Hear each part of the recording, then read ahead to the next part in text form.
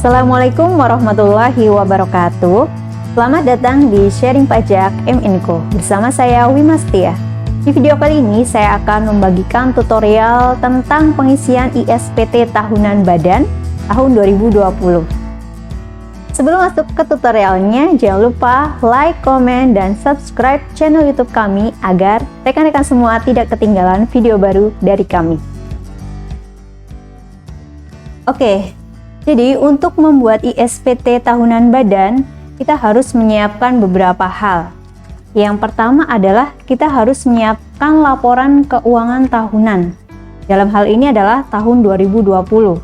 Laporannya yang ada adalah laporan laba rugi dan neraca, serta akta perusahaan terbaru untuk penginputan di lampiran 5. Selanjutnya, kita harus membuat rekonsiliasi fiskal.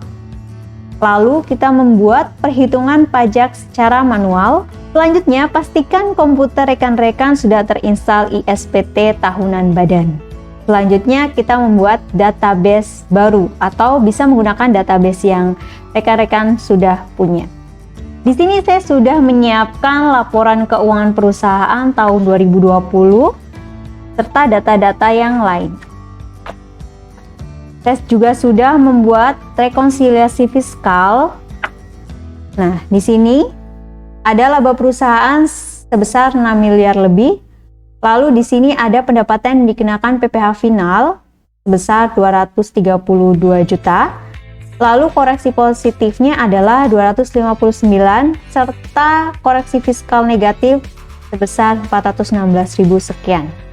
Nah, di sini sudah kita cari penghasilan kena pajaknya sebesar 6.109.793.640 rupiah.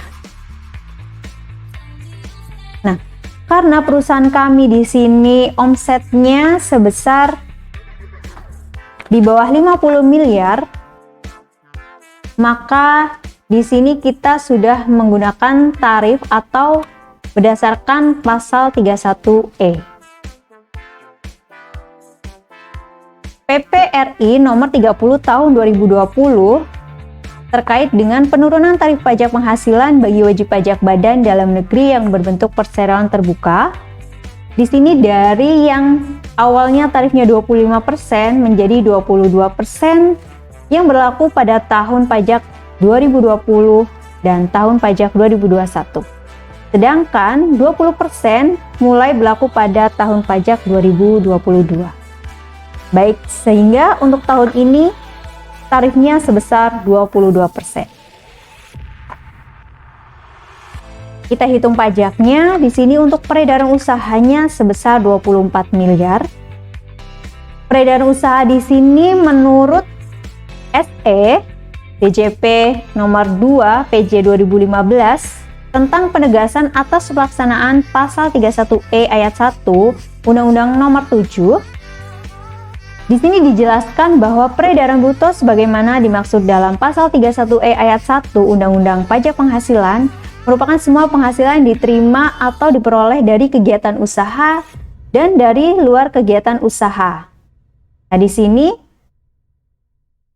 berarti ada 3 penghasilan yang termasuk dalam peredaran bruto, antara lain penghasilan yang dikenakan pajak penghasilan bersifat final, penghasilan yang dikenakan pajak penghasilan tidak bersifat final, dan penghasilan yang dikecualikan dari objek pajak. Ini penting karena untuk perhitungan pajak penghasilan suatu perusahaan. Karena biasanya untuk peredaran usahanya itu terbagi menjadi 2. Yang pertama adalah penghasilan peredaran usaha memang dari usaha itu sendiri, lalu ada penghasilan atau pendapatan dari bunga bank atau yang lainnya. Baik, di sini saya sudah ada perhitungan pajaknya. Peredaran usaha di sini saya jumlahkan dari peredaran usaha saya sendiri, lalu ditambahkan dengan penghasilan yang bersifat final dan penghasilan lainnya. PKP-nya tadi sudah ketemu ya, 6 miliar, maka di sini mendapatkan 2 tarif yang berdasarkan pasal 31E bahwasanya wajib pajak dalam negeri dengan peredaran usaha sampai dengan 50 miliar mendapat fasilitas berupa pengurangan tarif sebesar 50% dari tarif sebagaimana dimaksud pasal 17 ayat 1 yang dikenakan atas penghasilan kena pajak dari bagian peredaran bruto sampai dengan 4,8 miliar. Baik, langsung saja kita masuk ke ISPT-nya. Jika rekan-rekan semua sudah memiliki database yang sudah terkoneksi dengan ISPT tahunan badan, maka kita tinggal pilih saja di nama DSN ini. Selanjutnya, jika rekan-rekan baru pertama kali membuat ISPT, maka kita harus membuat database untuk SPT yang akan kita buat. Caranya adalah kita kopikan dulu database kosong dari folder C, program file x86, DJP, ISPT 1771 2020. Kita pilih database, kita kopikan, lalu di paste di folder yang rekan-rekan inginkan. Kita bisa rename database ini sesuai dengan perusahaan kita. Selanjutnya, kita akan koneksikan database tersebut ke dalam aplikasi ISPT tahunan badan. Setelahnya kita search ODBC.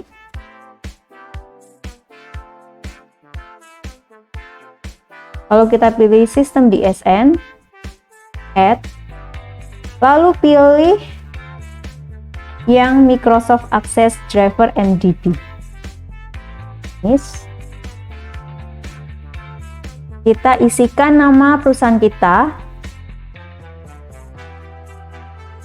lalu kita ambil database yang telah kita copy tadi,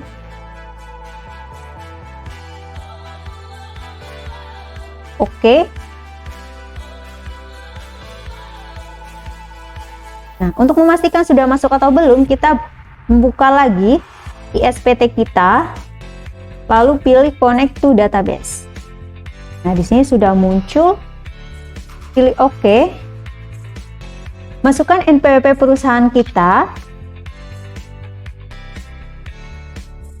Lalu kita isikan nama wajib pajaknya. Jenis WP-nya non-BUT. Lalu untuk tahun bukunya adalah Januari 2020 sampai Desember 2020. Jenis laporan keuangan di sini menentukan formulir untuk transkrip laporan keuangan. Rekan-rekan bisa pilih, kalau perusahaan yang saya input di sini non kualifikasi, maka saya pilih non kualifikasi. Lalu kita pilih halaman 2 untuk pimpinan perusahaan. Jangan lupa isikan NPWP penandatangan di sini dalam artian direkturnya. Setelah terisi semua, untuk nama kuasa penandatangan jika dikuasakan di input, kalau misal tidak berarti tidak usah di input. Kita pilih simpan. Yes. Oke. Username-nya seperti biasa administrator. Password-nya adalah 123.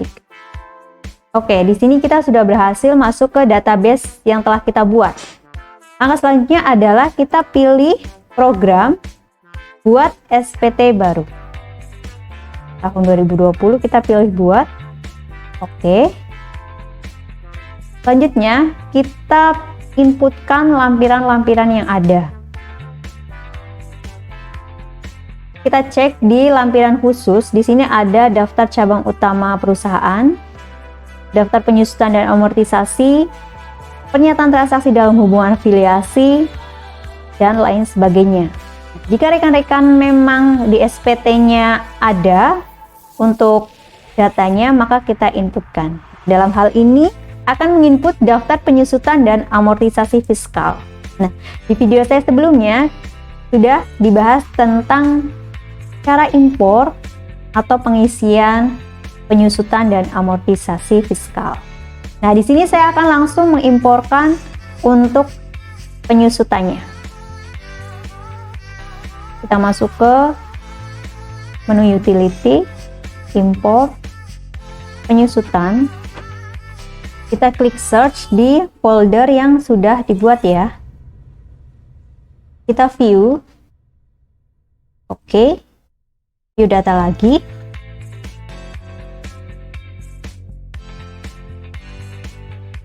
Lalu kita pilih impor.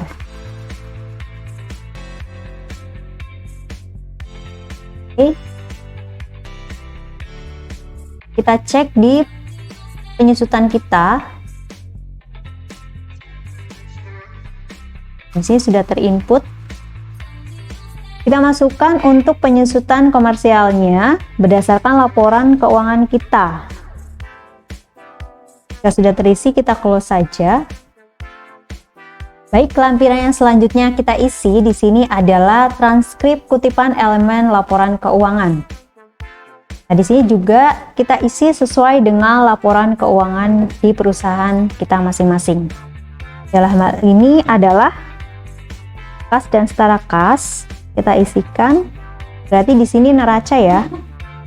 Selanjutnya di sini ada beban dibayar di muka, ada aktiva lancar lainnya, selanjutnya di sini ada aktiva tetap lainnya, lalu ada akumulasi. Di sini kita inputkan positif, tapi nanti untuk perhitungannya dia negatif.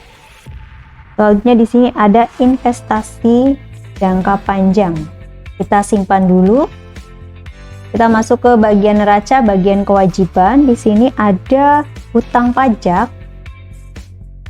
Kita disesuaikan dengan laporan keuangan rekan-rekan sekalian. Selanjutnya ada kewajiban lancar lainnya. Selanjutnya di sini ada modal saham. Modal saham di sini harus sesuai dengan lampiran 5 yang nantinya kita akan input. Ada laba di tahun sebelumnya, lalu untuk laba tahun berjalan atau laba tahun 2020. Pastikan di sini balance. Kita simpan. Lalu kita inputkan laporan laba rugi kita. Di sini ada penjualan, kita isikan penjualan kita. Di sini jika ada persedia awal dan pembeliannya kita isikan juga.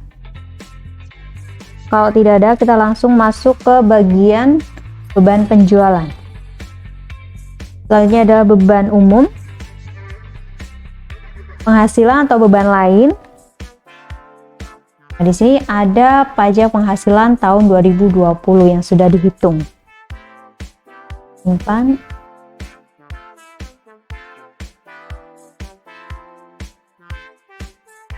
Selanjutnya kita masuk ke lampiran. Kita buka lampiran 6. Nah, meskipun kita di sini tidak ada daftar pernyataan modal pada perusahaan afiliasi, untuk lampiran ini kita wajib membukanya ya. Soalnya kalau tidak dibuka nanti tidak bisa terbaca di CSV, sehingga SPT kita dianggap tidak lengkap. Meskipun kosong tetap kita buka, lalu kita close lagi. Lalu kita masuk ke lampiran 5. Di sini adalah daftar pemegang saham dan daftar susunan pengurus komisaris. Kita tinggal inputkan saja terkait dengan daftar pemegang saham perusahaan. Kita pilih baru. Untuk jumlah modal di store penuh, ini adalah total seluruh modal yang ada di perusahaan. Isikan nama pemegang sahamnya, alamatnya, jumlah modal pemegang saham atas nama tersebut, dividen yang dibagikan jika ada, lalu kita pilih simpan. Yes. Untuk jumlah modal yang di store penuh tadi sudah terinput. Selanjutnya kita isikan pemegang saham yang selanjutnya. Isikan NPWP-nya, nama pemegang sahamnya, alamatnya, jumlahnya,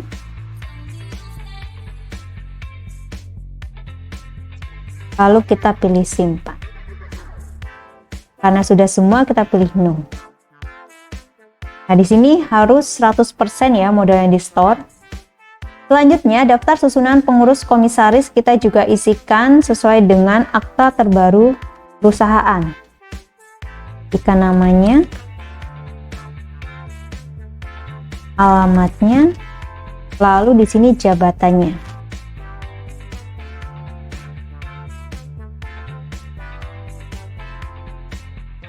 Nah, jika sudah selesai, kita bisa close untuk tampilan daftar pemegang saham. Selanjutnya kita masuk ke lampiran 4. Nah, di lampiran 4 ini bagian A adalah penghasilan yang dikenakan PPh final, sedangkan bagian B penghasilan yang tidak termasuk objek pajak. Dalam hal ini, perusahaan memiliki penghasilan yang dikenakan PPh final yaitu berupa bunga. Kita lihat datanya. Bunga di sini sebesar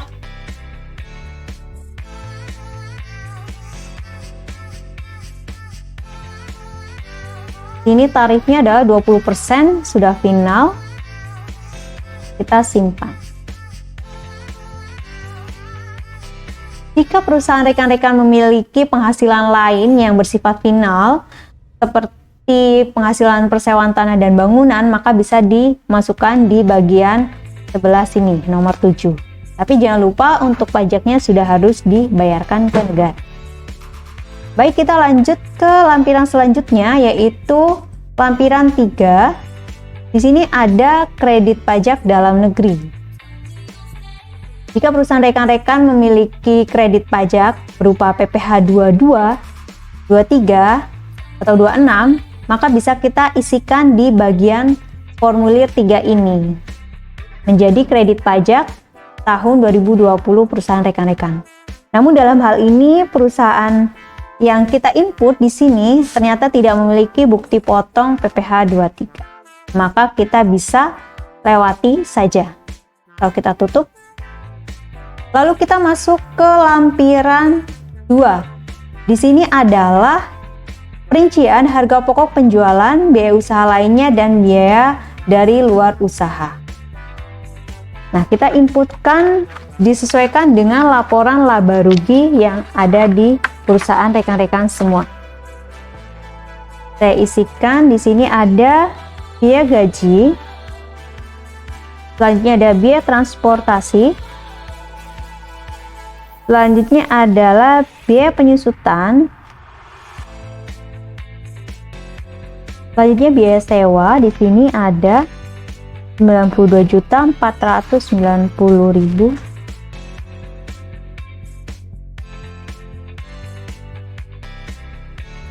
Biaya sehubungan dengan jasa. Di sini juga ada, saya inputkan.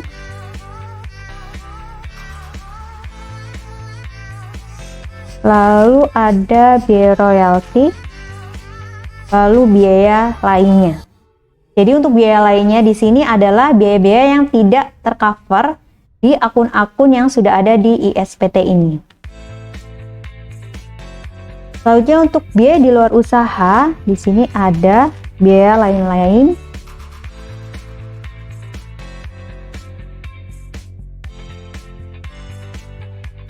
Lalu kita simpan.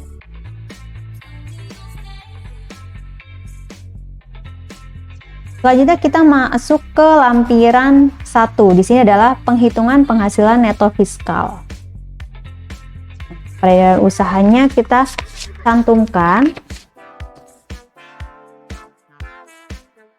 Selanjutnya HPP-nya. Di sini sudah nge-link ke bagian sebelumnya. Biaya usaha lainnya juga sudah. Lalu di sini ada penghasilan neto dari usaha. Penghasilan dari luar usaha lainnya diinputkan jika ada. Oke, di sini sudah ketemu jumlah penghasilan neto komersial. Dalam hal ini adalah sesuai dengan laporan laba rugi kita. Adapun di sini nomor 4, penghasilan yang dikenakan PPh final dan yang tidak termasuk objek pajak. Tadi di lampiran 4 sudah kita isikan untuk PPh yang dikenakan PPh final, atau maksud saya penghasilan yang dikenakan PPh final, maka kita inputkan juga di bagian sini. Selanjutnya kita masuk ke halaman 2. Di sini adalah penyesuaian fiskal positif. Untuk penyusutan di sini sudah secara otomatis karena kita tadi sudah input penyusutan secara fiskal, lalu kita juga sudah menginputkan di penyusutan komersial yang ada di lampiran khusus. Di sini rekan-rekan bisa isikan koreksi positif yang rekan-rekan sudah buat.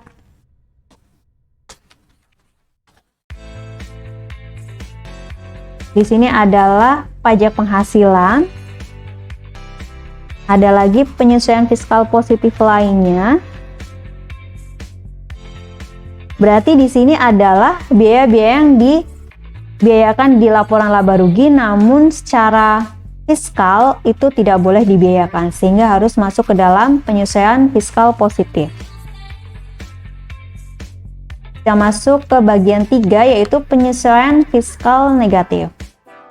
Jika ada kita isikan, jika tidak ada kita lewatkan. Nah, untuk komersial di sini, amortisasi komersial di bawah amortisasi fiskal di sini sudah secara otomatis karena tadi kita sudah input di lampiran khusus penyusutan.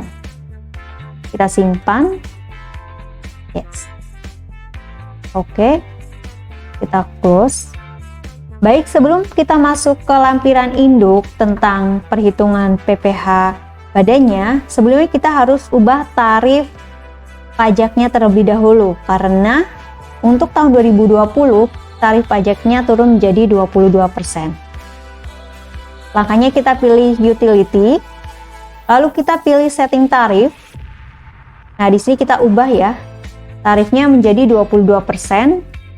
Untuk angsurannya juga 22% karena tahun depan tarifnya masih sama. Lalu kita pilih simpan. Oke. Selanjutnya kita masuk ke bagian induk SPT.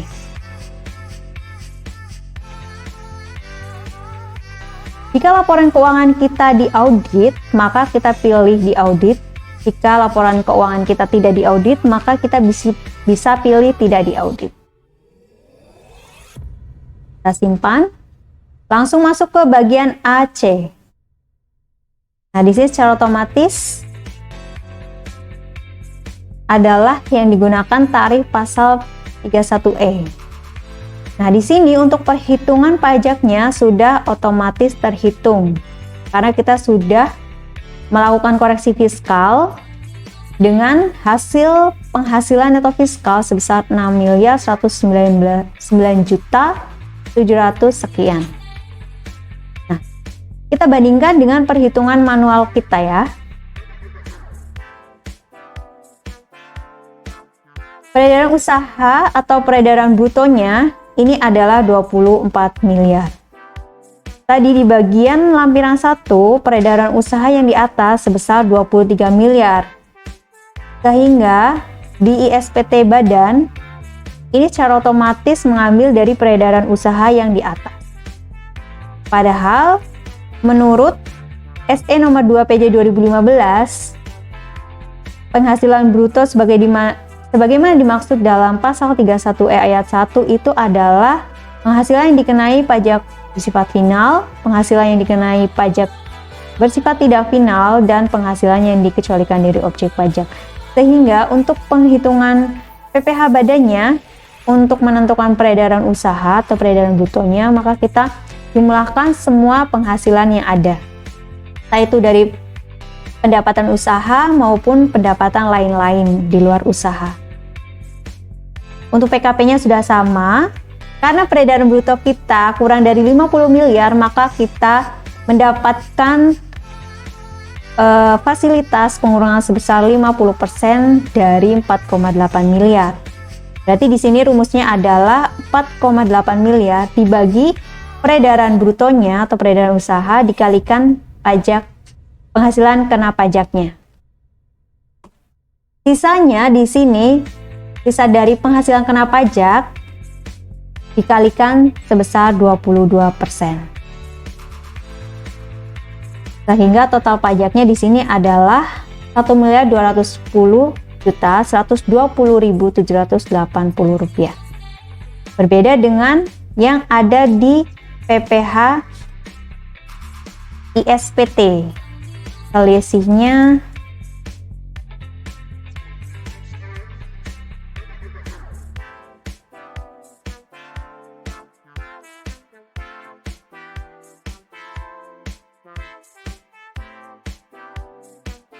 163 juta.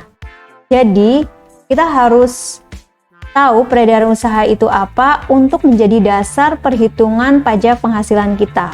Karena di dalam SE nomor 2 tahun 2015 yang namanya peredaran usaha adalah seluruh penghasilan yang ada di perusahaan kita.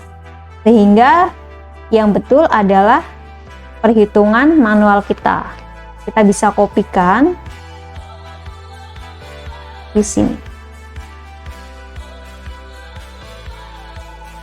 Kita simpan. Oke. Baik, selanjutnya kita inputkan PPh pasal 25 bulanan yang telah kita bayarkan selama 2020. Dalam hal ini kita isikan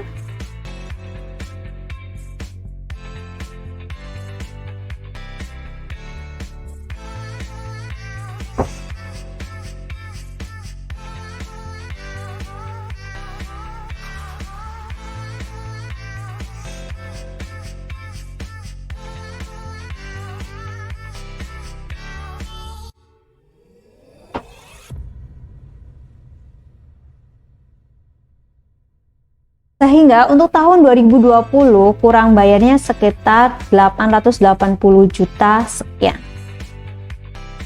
Sama ya. Kita simpan, oke. Kita masuk ke bagian E.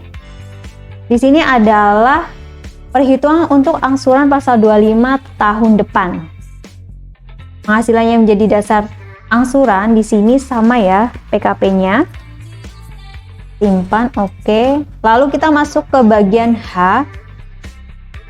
Di sini adalah lampiran-lampiran yang akan kita lampirkan saat pelaporan. Di perusahaan kita yang dilampirkan adalah laporan keuangan, transkrip kutipan elemen dari laporan keuangan, daftar penyusutan, bagian E tidak, karena kita tadi tidak mengisi ya, kredit pajak juga tidak ada. Lalu kita inputkan tanggal SPT lapor hari ini, kita simpan. Langkah selanjutnya adalah kita penginputan NTPN atau bukti bayar pajaknya. Jadi setelah kita tahu pajak yang terutang berapa, lalu kita membuat SSE lalu dibayarkan ke negara. Setelah kita mendapatkan NTPN-nya, maka kita harus inputkan ke dalam ISPT kita. Karena jika belum terinput NTPN, kita tidak bisa membuat CSV-nya. Selanjutnya kita akan masukkan NTPN dari bukti bayar yang telah kita bayarkan ya. Langkahnya yaitu kita pilih SPT lalu pilih daftar setoran pajak. Nah, di sini yang harus di-store sejumlah 888 juta sekian. Kita pilih baru. Kita pilih kode jenis setoran yaitu 200. Secara otomatis di sini pembayaran pajak masih harus dibayar tercantum dalam SPT tahunan PPh Badan. NTPN-nya di sini kita inputkan sesuai dengan bukti bayar kita.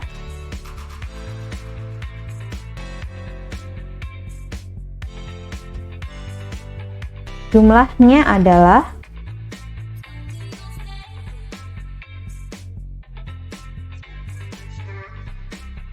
jika kita pilih untuk tanggal store-nya tahun 2021 di SPT ini tidak bisa, sehingga kita harus mengubah di database-nya. Adapun langkahnya yaitu kita close dulu. Kita buka database kita. Jadi ini di logout dulu ya. Buka database kita. Passwordnya adalah ISPT underscore 1771 underscore 2009.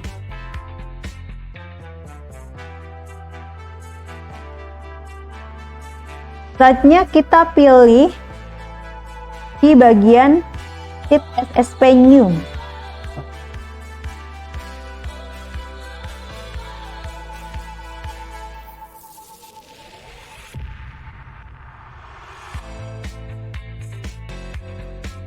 Nah, selanjutnya kita isikan NPWP sampai yang terakhir. Selanjutnya kita save. Kita buka lagi database kita di SPT tahunan badan.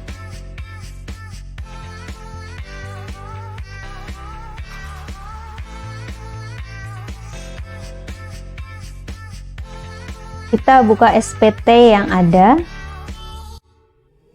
Lalu kita langsung masuk ke bagian induk.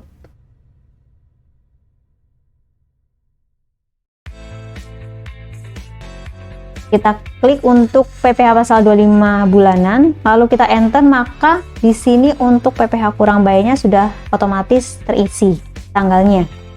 Karena tadi kita sudah input input langsung di database-nya. Masuk ke bagian G. Kita sesuaikan dulu dengan pajak yang terhutang. Lalu pilih simpan, oke. Simpan, oke. Langkah terakhir adalah pembuatan file CSV. Kita pilih SPT Tools.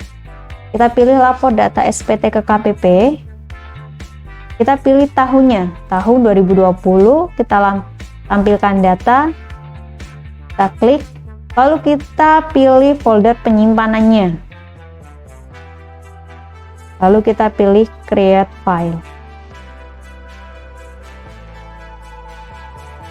Data telah disimpan dalam bentuk CSV format.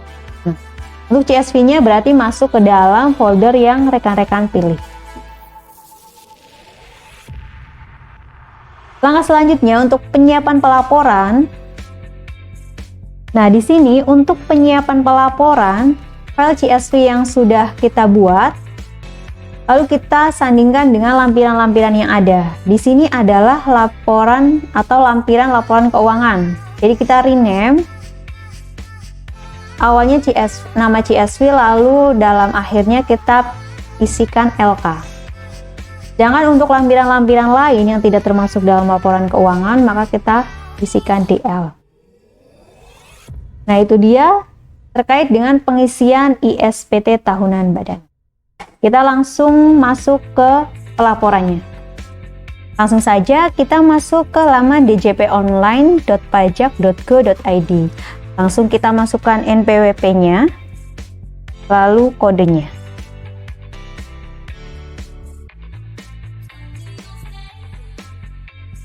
Kita pilih menu lapor. Lalu pilih e-filing. Selanjutnya kita pilih buat SPT. Nah, di sini kita pilih file CSV yang telah kita simpan tadi. Lalu untuk lampiran 1 di sini adalah laporan keuangan yang tadi kita sudah buat ya. Inisialnya LK. Selanjutnya di sini kalau misal SPT kita peredaran brutonya kurang dari 4,8 miliar atau menggunakan PP 23, nanti kita harus lampirkan rekapitulasinya. Selanjutnya daftar nominatif tidak ada, dokumen lampiran khusus BUT tidak ada, dokumen lampiran khusus WP Migas tidak ada. Selanjutnya lampiran perbandingan utang modal dan laporan utang swasta juga tidak ada. Selanjutnya kita masukkan di lampiran lainnya terkait file-file yang harus dilampirkan. Sudah terisi, lalu kita pilih Start Upload.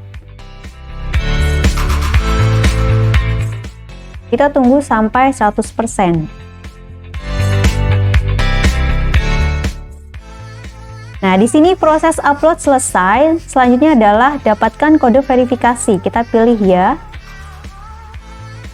Lalu kita pilih di sini, kita pilih bisa menggunakan email ataupun SMS. Jika menggunakan SMS, maka nomor yang ada harus ada pulsanya. Saya pilih ke email. Oke. Pilih ya. Lalu kita buka email kita. Kita kopikan kode verifikasinya, lalu kita inputkan di e-filing kita. Lalu pilih kirim SPT. baik tadi sudah berhasil dilaporkan, kita bisa lihat BPE-nya di bagian arsip. Nah, kita bisa cetak untuk BPE-nya untuk arsip. Nah, itu dia tentang pengisian ISPT tahunan badan serta pelaporan ke e-filing-nya. Jika rekan-rekan memiliki pertanyaan terkait dengan ISPT badan, silahkan tinggalkan pesan di kolom komentar. Terima kasih dari saya. Wassalamualaikum warahmatullahi wabarakatuh.